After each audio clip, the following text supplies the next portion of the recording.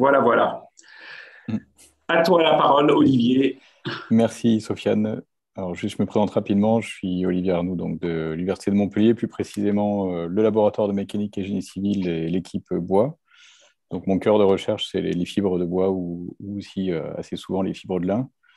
Et puis, par un heureux hasard, en fait, en octobre dernier, je me suis retrouvé être au carrefour entre plusieurs personnes sur Montpellier ou passant par Montpellier qui faisaient des études sur le bambou et qui recherchaient des renseignements, de l'aide, des collaborations, voilà, plusieurs choses. Et pour faire ça, avec Eric Anglaret de Polytech Montpellier, on a organisé quelques réunions là, pour échanger pour les gens que l'on connaissait sur le sujet, où on s'est posé la question de comment fédérer toutes les forces nationales sur le bambou et les autres plantes similaires, hein, comme la canne de Provence, le roseau, par exemple.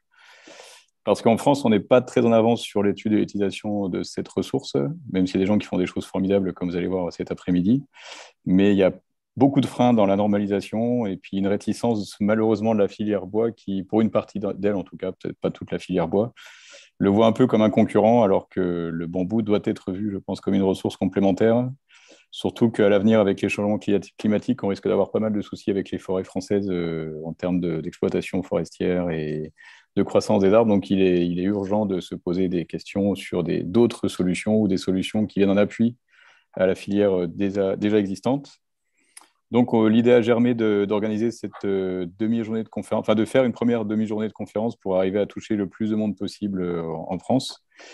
Et puis, en discutant avec Eric Badel du GDR Sciences du Bois au départ sur est-ce que c'était possible dans le cadre d'une journée du GDR Sciences du Bois de faire ça, il m'a conseillé plutôt de le faire dans le cadre, enfin il était complètement ouvert sur le fait de le faire dans dans le GDR Sciences du Bois, mais il m'a dit que peut-être le meilleur endroit pour commencer, ça serait avec ce GDR MBS. Donc, grand merci à Sofiane en particulier pour avoir accepté de nous accueillir aujourd'hui, avec comme prochaine étape l'organisation d'une conférence francophone de plus grande ampleur, on espère. Et pour aider à cela, j'ai créé une liste de diffusion dont je vais vous donner les informations pour s'inscrire dans le chat. Et vous pourrez faire diffuser ça et on va essayer d'utiliser cette liste de diffusion là pour essayer de rassembler un maximum de personnes pour aller plus loin. Juste pour les conférences de cet après-midi, la règle du jeu, je pense que c'est pas mal si les caméras, les micros sont coupés, sauf l'orateur, bien sûr. Les questions, vous les posez dans le chat, j'essaye de les récupérer au vol. Et si on a du temps à la fin de la présentation, on laisse l'orateur répondre aux questions. Et puis si ça manque de temps, on va essayer de faire que les réponses se fassent dans le chat. Et puis si jamais vraiment l'orateur dérape, j'allumerai ma caméra 2 minutes avant la fin pour faire coucou, pour dire on va essayer de rester dans le timing. Voilà. Donc, le premier orateur de cet après-midi, c'est Simon Crouzet, donc, qui est dirigeant des pépinières de la Bambouserie d'Anduze, près d'Alès, dans le Gard, depuis 1999, où il avait seulement 26 ans quand il a repris, enfin, quand il a repris la Bambouserie d'Anduze. Après avoir travaillé dans le monde des plantes à travers l'Europe et l'Australie, il a également fondé avec Bruno Louis en 2002 la société Ecobo pour l'artisanat, le design d'objets en bambou fait au Vietnam avec respect de l'environnement et des artisans, au début du commerce équitable et du développement durable pour le non alimentaire. Et puis en 2005, il a commencé à développer des partenariats pour l'import de chaume de bambou afin de bien connaître et maîtriser la provenance, la récolte et le séchage du bambou. Et donc, on va avoir comme promis, donc il va nous parler. Je vois un message dans le chat là, que je ne comprends pas tout de suite. Donc Simon, tu peux repartager ton écran, s'il te plaît. Et donc tu vas nous parler des bambous, de leur culture en France et leurs usages. Une plante et un matériau d'avenir. Alors vous Voilà, inquiétez pas, pour l'instant, il n'y a pas encore de présentation, elle va arriver. Je vois pour les questions qui sont dans le chat. je l'ai partagé là. Il était Ah, déjà partagé. on le Oui. voit. Je le vois plus, moi non plus. Ah, alors, tac. Voilà. C'est Là, bon. c'est tout bon. Oui, c'est à toi. Ok, ben, bonjour à toutes et à tous. Voilà, s'il y a un téléphone qui commence à sonner, ça ne va pas le faire. Excusez-moi.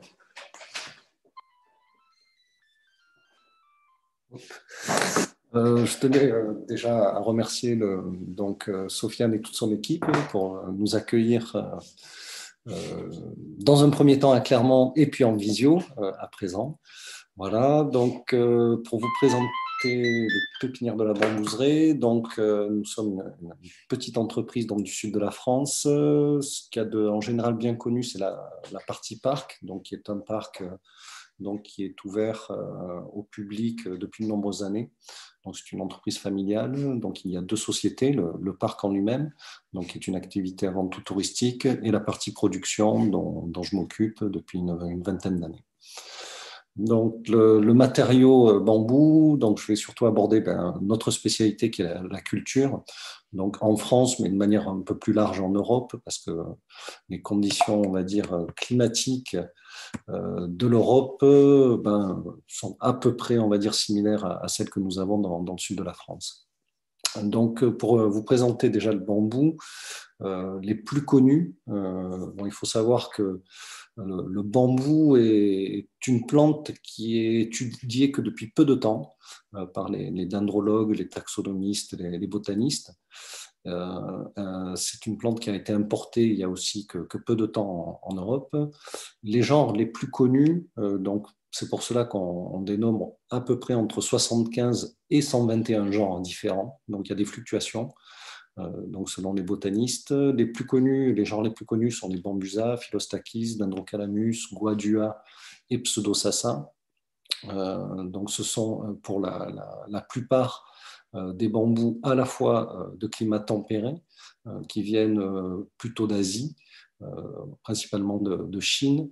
Et pour les autres, ce sont surtout des bambous tropicaux ou subtropicaux, donc qui, eux, viennent plutôt, on va dire, toujours pareil, d'Asie, Océanie, Inde, un petit peu, très peu d'Afrique. Il y a très peu de bambous qui sont originaires d'Afrique ou d'Australie. Et sinon, on en retrouve beaucoup plus en Amérique centrale et Amérique latine. En ce qui concerne les espèces, on en dénombre entre 1500 et 2300. Donc là, vous avez effectivement une diversité qui fluctue beaucoup. Donc, il faut savoir que les bambous, en termes de taille, les plus petits, à l'état naturel, peuvent mesurer 20 à 30 cm de haut. Et les plus grands peuvent aller jusqu'à 40 mètres de haut sous les tropiques. En ce qui concerne les variétés, les cultivars, alors là, je ne vais pas m'avancer concernant le nombre, car il y en a qui sont capables de conserver un cultivar et lui donner un nom en fonction de la petite différence qu'il va décrire en fonction du feuillage, du chaume, des diamètres. Donc là, il y a pléthore de cultivars sur Terre, et le principe d'un cultivar, effectivement, ça va être un prélèvement fait dans la nature qui, dans la nature, pourrait disparaître, alors que lorsqu'il est cultivé, effectivement, d'où le nom cultivar, on va pouvoir le maintenir en vie et le multiplier. Donc, dans la grande diversité des bambous, bien sûr, il y a le chaume. On parle de chaume parce que le bambou fait partie des graminées, plus spécifiquement de la famille des poacées. Donc, on ne parle pas de tronc, mais bien de chaume, de tige ou de canne. Donc, il y a une grande diversité en termes de diamètre, bien sûr, de longueur. Et puis, il y a aussi une grande diversité au niveau du feuillage.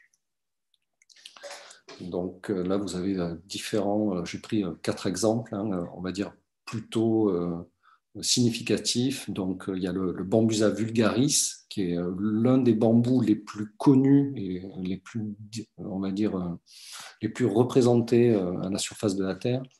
Donc avec le cultivar Vitata, qui a d'ailleurs d'autres noms, on peut le trouver sous une autre nomenclature. Il y a le Cynobambusa tutsik variegata, donc comme son nom l'indique, son feuillage est panaché. Le Chimodobambusa quadrangularis, alors j'ai pris cet exemple-là car c'est le seul bambou dont la section de la tige est carrée.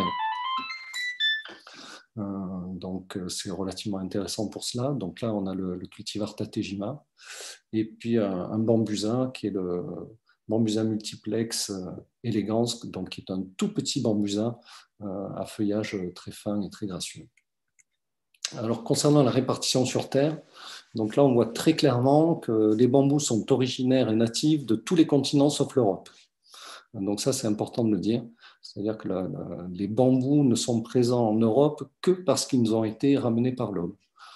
Les premières introductions datent aux alentours c'était à peu près 17e, 18e siècle. Sinon, on voit bien effectivement sur ce schéma que ça concerne surtout et avant tout des zones tropicales, subtropicales ou montagneuses en ce qui concerne la partie indienne et chinoise au niveau de l'Himalaya et un petit peu aussi au niveau de la cordillère des Andes. Concernant donc on va dire les grandes cultures de bambou, tout le monde connaît la Chine, mais il s'avère aussi que, a priori, je dis bien a priori car selon les recherches que l'on peut faire sur Internet, on peut avoir des informations contradictoires, mais a priori, là où l'on trouve le plus de bambou à l'état naturel et cultivé, ça serait en Inde, plutôt qu'en Chine. Donc, concernant la description botanique, donc, tout à l'heure, je vous disais que le bambou était une herbe. Donc, c'est relativement simple. Une herbe, comment ça se passe? Il y a une croissance qui se fait dans l'année, c'est-à-dire que le bambou va sortir sous la forme d'un turion. Donc, ça, c'est la photo qui est à gauche. Donc, ce turion est une jeune pousse de bambou qui va apparaître selon les variétés au printemps ou au cours de l'été. Donc, elle est recouverte, cette jeune pousse, d'une gaine protectrice. Et en fait, ce turion va pousser relativement rapidement. Alors, il s'avère que la croissance des bambous fait partie effectivement des végétaux qui poussent le plus rapidement sur Terre, dans le sens où, pour les bambous tempérés, car ce sont les bambous tempérés qui grandissent le plus rapidement, contrairement à ce que l'on pourrait penser, c'est pas parce qu'ils sont d'origine tropicale qu'ils vont pousser plus vite. Non, ce sont les bambous tempérés qui peuvent faire des croissances de l'ordre de 30, 40, 50 cm par jour, voire après, bien sûr, il y a des records jusqu'à 1 mètre dans une seule journée. Alors, ce qui se passe, c'est que cette croissance va se faire pour les bambous tempérés, on va dire les grands bambous tempérés, donc entre 6 et 20 mètres de haut. Cette croissance peut durer entre 3 et 6 semaines, à partir du moment où ils sortent de terre. Donc, il va y avoir une phase d'élongation, c'est-à-dire que toutes les cellules, avec la turgescence des cellules, donc toutes les cellules vont se gonfler d'eau, et assez rapidement, donc, c'est comme une canne télescopique, donc le chaume va s'étirer vers les cieux peu à peu en prenant de la hauteur. Donc ça, c'est la première phase, c'est l'élongation des chaumes. Donc là, vous avez donc on va dire quelques exemples de tiges de bambou. Donc ces tiges-là, effectivement, donc, vont prendre en moyenne, on va dire, entre 1 mois et 2 mois pour grandir. La seconde et troisième phase de croissance étant donc l'élaboration des branches et du feuillage. Donc en ce qui concerne les branches et feuilles, donc, il y a plusieurs, on va dire, possibilités en ce qui concerne les bambous. Donc, sur la gauche, vous avez une tige de Philostachys. Donc, les Philostachys, on peut les reconnaître entre autres parce qu'ils ont un départ de 2 branches, deux branches au niveau de chaque nœud. Après, vous avez les Cléoblastus qui regroupent des bambous de toute petite taille jusqu'à des bambous qui peuvent aller jusqu'à 5, 6, 8 mètres de haut. Donc là, en l'occurrence, la photo, c'est un Pléoblastus qui a un feuillage panaché et qui a la particularité en hiver, selon le climat, de perdre toutes ses feuilles, un petit peu comme une graminée classique, et qui, dès le printemps, va refaire de la feuille sur les anciennes tiges, ainsi que des nouvelles pousses. Et vous avez, par exemple, une branche de bambusa, donc sur la droite. Donc, les bambusins, eux, ont beaucoup plus de branches. Et c'est ce qui permet, entre autres, aux botanistes, aux taxonomistes et dendrologues de classifier les bambous en fonction du nombre de branches qui vont partir de chaque nœud. En ce qui concerne donc le moyen on va dire, de propagation des bambous, c'est avant tout les rhizomes. C'est grâce aux rhizomes en fait que les bambous peuvent survivre et se propager. Donc parmi la classification des bambous, il y a 2 grands groupes qui ont été, on va dire, mis en place, décrits, donc les rhizomes pachymorphes, donc dits cespiteux ou peu traçants. Alors, il y a un abus de langage qui est purement commercial, qui les dit non traçants. Alors ça, moi, je dis régulièrement qu'un bambou non traçant, ça n'existe pas. D'ailleurs, il y a des exceptions, comme celle du Guadua angustifolia. Donc là, je vais lancer la petite vidéo. Voilà.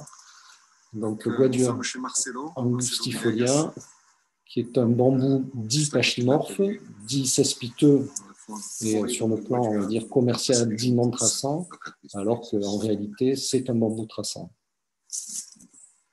Donc, le Guadua est un bambou originaire d'Amérique latine et très utilisé en Colombie pour tout ce qui est construction. Et bien sûr, il y a des bambous dits traçants, les bambous leptomorphes. Donc là, encore une fois, attention aux exceptions en fonction donc, du sol, du climat, des espèces, des variétés. C'est-à-dire que dans certaines configurations, des bambous dits traçants peuvent avoir un comportement de peu traçant. Oui, puis en ce qui concerne aussi les racines, donc, pour revenir là-dessus, donc, tous les chaumes de bambou ainsi que les rhizomes sont pourvus de racines. Chaque départ de chaume, à la base, il y a un système racinaire qui se met en place. Et bien sûr, chaque rhizome, au niveau de chaque nœud, est pourvu donc, de racines. Après, le dernier élément en ce qui concerne la description, ce sont les fleurs et éventuellement les graines. Alors là, on est vraiment face à l'une des grandes inconnues de ce monde végétal que l'on cherche toujours à mieux comprendre. La particularité des bambous, c'est d'ailleurs ce qui pose problème pour la nomenclature de Linné qui est basée donc pour nommer toute plante est nommée grâce à sa fleur. Et bien en l'occurrence pour les bambous, c'est là que ça ne fonctionne pas ou peu, puisque bon nombre de variétés de bambous n'ont jamais été vues en fleurs. Alors vous allez me dire pourquoi? Ben, on ne sait pas. On ne sait pas, car il peut y avoir des floraisons dites grégaires ou des floraisons sporadiques. Floraison grégaire, cela veut dire tout simplement qu'une variété, une espèce ou une variété va se mettre à fleurir partout en même temps dans le monde. Alors, en même temps, avec néanmoins un décalage selon les hémisphères. Et cette floraison, donc, en général, induit une perte du feuillage, donc avec la mise en place d'épis, et éventuellement, par la suite, s'il y a fécondation, l'apparition de graines. Donc ça, ce sont les floraisons grégaires. Et lorsque ces fleurs apparaissent, le fait que les feuilles disparaissent, cela va bien sûr porter préjudice à chaque tige, à chaque massif de bambou au niveau de la photosynthèse. Car même si les tiges de bambou ont la capacité effectivement d'élaborer une photosynthèse avec donc les cellules, les chloroplastes qui se trouvent dans la tige. Néanmoins, cela va leur demander tellement d'énergie qu'en général, ils vont peu à peu dépérir, voire disparaître. Donc, c'est un phénomène qui est quand même qui peut porter préjudice selon le type d'exploitation que l'on en fait, car qui dit floraison dit effectivement disparition de la culture. Donc, comme je le disais, certaines variétés ont été répertoriées selon des cycles de floraison, d'autres n'ont jamais été vues en fleurs. Et on peut aussi voir apparaître de temps en temps des floraisons sporadiques, c'est-à-dire que dans un massif de bambou, parfois, on voit une tige qui va perdre ses feuilles pour élaborer donc des petits épis qui sont donc les premiers signes de la floraison.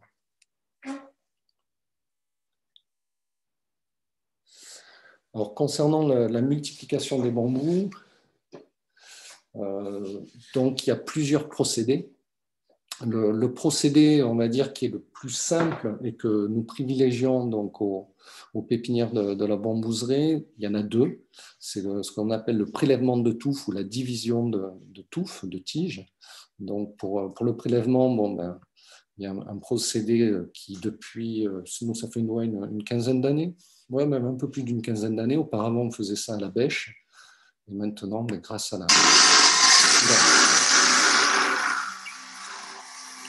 mécanique, j'enlève le son, grâce à la mécanique, donc on est maintenant bien outillé avec ce qu'on appelle une moteuse, donc qui nous permet d'extraire dans nos carrés de pied mère donc des mottes pour les mettre en pot. Donc ça, c'est pour le prélèvement en pleine terre. Et nous pratiquons aussi la division donc de pots de bambou, où en fait, on va séparer donc les tiges, par exemple avec un pot, le couper en deux pour en faire de nouveau. Alors, bien sûr, ces opérations-là demandent à être faites vraiment à un moment bien précis en fonction de la variété, de la météo, enfin tous ces éléments-là. On ne peut pas se permettre de faire des prélèvements ou des divisions de touffes et de tiges à n'importe quel moment de l'année. Le second élément donc de multiplication, c'est le bouturage. Donc, il y a deux façons de bouturer les bambous. Il y a le bouturage de tiges. Donc, le bouturage de tiges s'adresse avant tout à la majorité des bambous d'origine tropicale et subtropicale.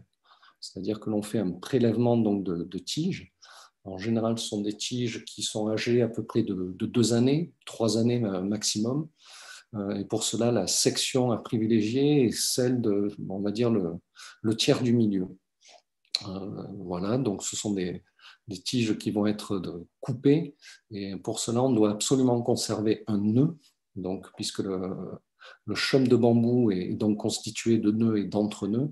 Et c'est au niveau de chaque nœud donc, que l'on va voir apparaître des racines ainsi que de nouvelles branches et puis un nouveau turion de bambou qui va donner naissance à une nouvelle canne et par la suite à un nouveau massif. Donc ces sections donc, de tiges peuvent être placées en terre, soit à l'horizontale, soit à la verticale.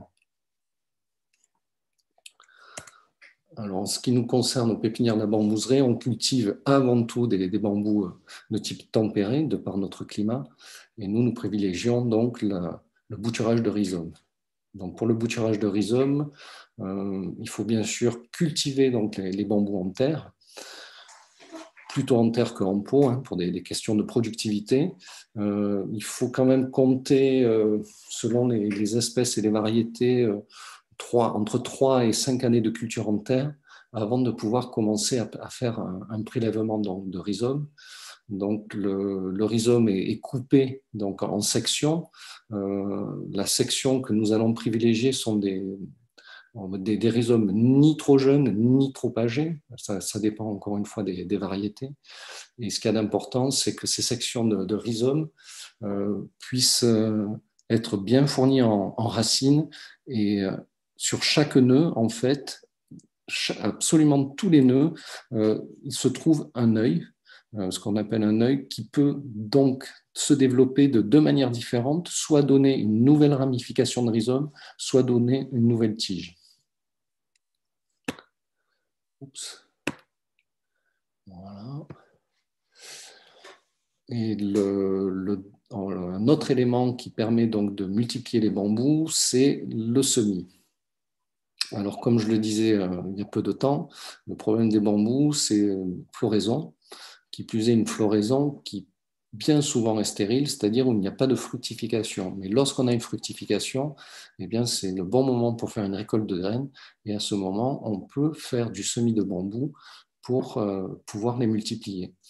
On va dire le principal avantage de faire cette opération-là, c'est la diversité au niveau donc des caractéristiques des bambous, c'est-à-dire qu'on augmente le patrimoine génétique de la probabilité d'avoir des cultivars différents à travers chaque graine.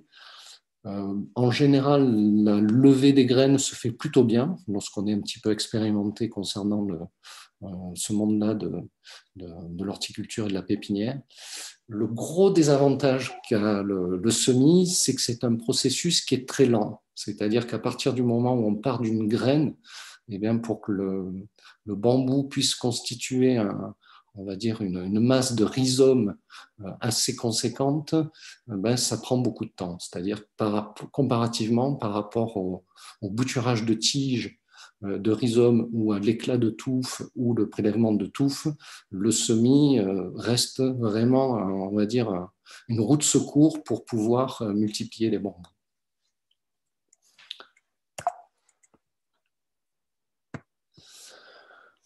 Le dernier moyen qui s'offre à nous concernant donc la multiplication des bambous, c'est en laboratoire, avec la culture de méristème, donc en in vitro, ou le bouturage de tiges. Donc, pour les bambous tropicaux, ça fonctionne très bien. Il y a de très, très bons résultats. C'est relativement efficace. Qui plus est, lorsqu'on a fait une sélection d'une bonne variété avec un bon patrimoine génétique, cela permet dans un laps de temps assez court d'obtenir, on va dire, des plants identiques qui vont être adaptés à des conditions de culture bien spécifiques. Alors, bien sûr, il faut penser qu'un labo in vitro, c'est très coûteux, mais lorsqu'on a des milliers d'hectares à produire et à multiplier, ça reste quand même, pour les bambous tropicaux, un des moyens qui peut être privilégié. J'insiste quand même sur le fait que c'est quand même très coûteux. Surtout que, on va dire, la multiplication in vitro pour les bambous, il y a très très peu de labos dans le monde et ils ont commencé à être réellement productifs qu'à partir du début des années 2000. En ce qui concerne les bambous tempérés, par contre, là, il est avéré que ça fonctionne vraiment moins bien dans le sens où ce système-là ne permet pas au bambou de se développer rapidement le temps qu'il reforme justement un réseau de rhizomes intéressant et suffisamment robuste et rustique pour être planté en terre. Alors, les cycles de culture en terre et en pot. Donc, comme je le disais, pour pouvoir multiplier le bambou par rhizome pour les bambous tempérés, donc c'est surtout ce que nous faisons donc, aux pépinières de la bambouseraie. Donc, on va cultiver les bambous en terre entre 3 et 5 ans au minimum avant de pouvoir commencer à prélever des rhizomes ou des touffes. Il faut savoir que c'est on va dire un élément important de bien les cultiver ces premières années pour obtenir justement ce système de rhizomes dont nous allons avoir besoin pour les rempoter, pour les mettre en pot. Alors, le problème que nous rencontrons avec les bambous est principalement, je dirais, un problème lié à la dimension des pots par rapport au nombre de tiges et à la masse foliaire. C'est-à-dire que pour des questions de manutention, de transport, de bilan carbone, justement, bien souvent, dans la plupart des cas, les pots sont sous-dimensionnés par rapport au nombre de tiges et au feuillage. C'est-à-dire que on va commencer à mettre des rhizomes dans des pots qui ont une équivalence de 2 à 3 litres de contenance. Et si on fait bien les choses, assez rapidement, il va falloir les rempoter d'une année sur l'autre dans des pots plus grands. Donc, nous, aux pépinières de la bambouseraie, on produit effectivement les bambous avec ce matériau qui est le rhizome.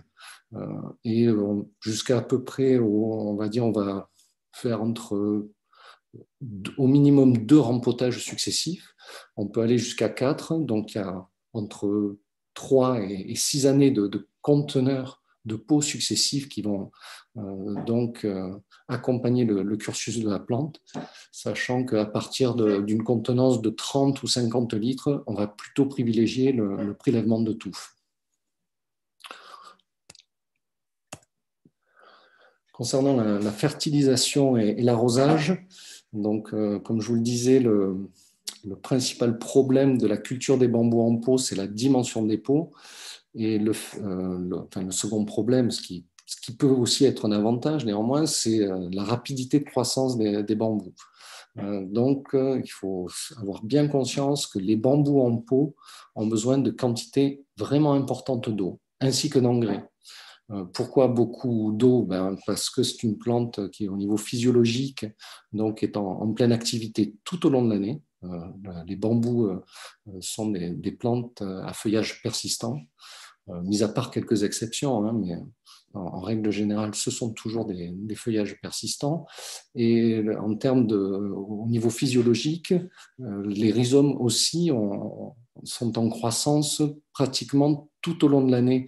Je dis bien pratiquement, c'est-à-dire que dans les périodes les plus froides, là, il y a un arrêt, on va dire, plus ou moins végétatif de la partie, en tout cas souterraine, c'est-à-dire que les rhizomes et les racines ne poussent plus. Mais sinon, entre 6 à 10 mois, selon le climat, le rhizome continue à pousser. Donc, ça demande quand même beaucoup d'eau. Et pour la culture en terre, ce qu'il y a d'important avant tout, c'est un on va dire, un terrain bien drainant. La grande majeure partie des bambous ne supportent pas la rétention en eau. Il ne faut pas confondre bambou et roseau. Et ils préfèrent les terrains plutôt légèrement acides. En ce qui concerne les prédateurs et auxiliaires, donc ce que l'on connaît bien sous les tropiques, ce sont des prédateurs qui vont manger le bois de bambou. Alors nous, on n'a pas ce problème en Occident, du moins en ce qui concerne l'Europe. On a plutôt des prédateurs qui vont se nourrir du feuillage. Donc il y a une cicadelle qui a été importée dans les années 90, qui a été importée d'Asie. Donc c'est sur la gauche, donc c'est les deux petites vignettes circulaires. Donc en haut à gauche, donc la cicadelle, avec en bas à gauche donc ce à quoi ça ressemble, les piqûres de cicadelle. Ce qu'il y a de plus connu, c'est au centre, ce sont les pucerons. Donc, qui sont aussi qui aiment bien se nourrir donc des feuilles de bambou. Et bien sûr, heureusement, il y a les auxiliaires qui permettent de réguler tout cela. Alors, notre politique au pépinière de la Bambouserie, c'est de plutôt être dans le zéro phyto. Donc, les années, on va dire, 60, 70, 80 et 90 ont été celles d'utilisation de produits phytosanitaires divers et variés qui en fait, faisait plus de mal qu'autre chose. Certes, les plantes, les bambous n'avaient plus de champignons, n'avaient plus aucun insecte. Mais le problème, c'est que tous ces produits phyto, outre le fait qu'ils sont mauvais pour la nature, ils sont aussi mauvais pour les humains et ça dérégule donc on va dire tous les biotopes. Donc nous, on a décidé, ça nous a pris du temps, mais depuis de nombreuses années, de ne plus faire de traitement. Et ça fonctionne très bien. Et voilà, il faut accepter la nature telle qu'elle est. Et s'il y a quelques piqûres sur le feuillage, bon, c'est pas gênant. Les bambous, en tout cas, ça les dérange pas. Alors, nos clients, donc les débouchés commerciaux et en Europe, je regarde, il faut que je me dépêche là. Donc, nous avons les entreprises d'espace vert, donc, qui sont des clients, on va dire, historiques puisque le bambou était très à la mode en termes au niveau de la plante ornementale dans les années 80-90. Donc voilà pour imager ce à quoi ça peut ressembler un chantier donc, de livraison et de plantation de bambou. Voilà, donc là, sur la gauche, c'est un chantier à Londres. De très grands bambous ont été plantés dans de grandes jardinières. Et sur la droite, c'est à Bègle, donc proche de Bordeaux, la cité numérique.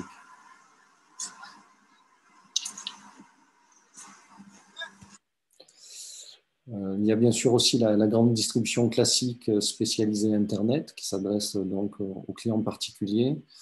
En ce qui nous concerne, on ne travaille pas avec la grande distrie classique, qui sont les supermarchés. On travaille avec les jardineries, telles que Botanique, Truffaut, Jardiland, pour les plus connus. Et bien sûr Internet, où on a commencé la vente en ligne, c'était en 2004. Donc on a acquis une bonne expérience au niveau de ce circuit de distribution. Et maintenant, depuis 7-8 ans, on a notre propre site de vente en ligne. Il y a bien sûr les collectivités donc, qui sont friandes de bambou. Voilà. Donc, par exemple, proche de la gare TGV de Lille, il y a un jardin qui a été fait pratiquement exclusivement avec du bambou. Et sur la droite, là, ça, c'est une nouvelle plantation qui a été réalisée pour la ville de Cannes. Alors, les zoos, j'en parle assez rapidement, mais ça me semble important quand même de le notifier. C'est que il y a malheureusement, je dis bien malheureusement, de plus en plus de pandas qui sont loués, puisque le panda, même si c'est un animal qui est protégé, les Chinois qui ont donc 2 centres d'expérimentation et de location donc de pandas, louent les pandas au zoo. Et à l'heure actuelle, donc, on a l'Espagne, la France, Belgique, Allemagne, Pays-Bas, Écosse, Suède, Autriche. Et bien, il s'avère que, ne serait-ce que pour nourrir ces couples de pandas et les petits, eh bien, le marché est très tendu. Donc, voilà, j'attire l'attention sur le fait que les grandes cultures de bambou en Europe, donc nos confrères, on a du mal à l'heure actuelle à pouvoir fournir donc ces grands ours, sachant que voilà, c'est quand même important de le dire, il n'y a pas suffisamment de ressources pour leur permettre, on va dire, d'être nourris de manière classique. Qui plus est, enfin, voilà, ça engendre des coûts de transport qui sont faramineux avec un bilan de carbone qui est déplorable. Mais bon, voilà, je tenais quand même à le dire parce que c'est un peu un des non-sens des temps modernes, voilà, de devoir nourrir des animaux protégés pour. Voilà. Donc, après, vous en pensez ce que vous voulez, mais moi, je trouve que là, on marche un peu sur la tête. Simon, tu as bientôt fini? Ouais. Parfait. Ben voilà, j'en suis sur maintenant, c'est le bâtiment. Donc, nous, on a commencé à réellement travailler pour le secteur du bâtiment il y a une dizaine d'années. Il y a eu deux projets consécutifs. Le premier qui était à Nîmes, l'Esplanade des Arènes, donc où il y a des grandes pergolas qui ont été créées. Donc, c'était, je crois, il y a 12 ans.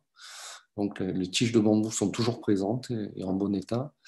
Et puis, il y a eu le Carré Sénart, où l'architecte Monica Donati a fait 2 grands bâtiments de bureaux avec donc un bardage fait de tiges de bambou. Et puis, dernièrement, il y a 3 ans maintenant, on a livré la nouvelle gare TGV du Pont du Gard.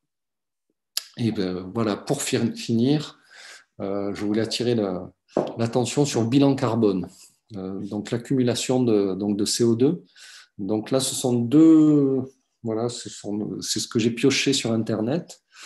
2 exemples qui, à mon sens, font preuve de greenwashing, c'est-à-dire que le bambou étant à la mode, on lui prête tout un tas de vertus, disant que certes, c'est l'avenir, mais bon, voilà. Donc, par exemple, sur la droite, ce charmant petit dessin provient d'un site qui vend des sous-vêtements, des serviettes faits à base de bambou. Mais il faut savoir que tout ce qui est textile est issu de bambou. Sur le plan écologique, c'est un désastre. Voilà, donc c'est important que vous le sachiez. Ce n'est pas forcément parce que c'est issu du bambou que sur le plan écologique, c'est respectueux. Et là, voilà, ce graphique, en fait, doit être minoré par, je vous laisse le lire. Donc ça, c'est une parution qui a été faite pour l'INBAR en 2018 par 3 personnes qui se sont fortement intéressées donc au bilan carbone, dont Pablo Van der Lug, donc qui est un chercheur qui travaille entre autres enfin, surtout pour l'entreprise Mozo, qui est une joint venture entre une entreprise hollandaise et une entreprise chinoise. Donc voilà. Donc entre ce qu'il dit dans le rapport, ce qu'il écrit et le site internet de Mozo, on s'aperçoit que le marketing parfois s'arrange bien avec les choses pour faire passer éventuellement on va dire un message ultra prometteur, alors que dans les faits, ben voilà, faut quand même toujours avoir en tête que le respect de la nature, c'est pas forcément comme ils ont fait en Chine, déforester des centaines de milliers d'hectares de forêt pour ne planter qu'une seule plante, qu'une seule essence, le Mozo. Voilà, donc consommation en eau. Et là, j'ai vraiment terminé. J'attire l'attention sur le fait que le bambou me semble très adapté pour les climats dans lesquels il pousse à l'état naturel depuis des centaines et des centaines de milliers d'années. Voilà, en France, on ne fait pas exception. On a de plus en plus de tensions hydriques. Donc, voilà, se poser la question de planter du bambou, de développer des milliers et des milliers d'hectares de bambou en France, je ne suis pas sûr que ce soit la solution adaptée par rapport aux problèmes que l'on peut rencontrer concernant donc, le manque d'eau. Après, il y a l'envahissement. Donc, je tiens à dire que tous les bambous sont envahissants, qu'ils soient tropicaux ou pas. Voilà, s'ils ne sont pas bien exploités, ils peuvent être envahissants. Donc, ils font partie de ces plantes qui ont besoin d'être contrôlées par l'homme pour que l'on ne se retrouve pas dans des problématiques, effectivement, comme celle qu'on a sur la gauche. Donc, ça, c'est un film qui a été fait au Nigeria, où ils ont beaucoup de bambous. Ils ne savent pas trop quoi en faire. Et voilà, la question se pose de comment valoriser cette plante, sachant que là-bas, elle prolifère très rapidement un petit peu partout. Et c'est un bambou dit non traçant. Donc, c'est vraiment, je tiens à le répéter, les bambous non traçants, ça n'existe pas. Ils sont tous traçants et ils ont tous la capacité, lorsqu'ils se pèsent, d'être envahissants. Et voici la haie plantée. Voilà. Aujourd'hui, demain, ben, c'est un matériau qui est fantastique, que l'on est en train de commencer à connaître en Occident, en Europe. Et on a tout à faire pour le normaliser, l'utiliser comme il se doit et puis de faire en sorte que l'avenir de la planète soit meilleur que l'état dans lequel elle est à l'heure actuelle. Voilà. Je vous remercie à tous. Merci Simon.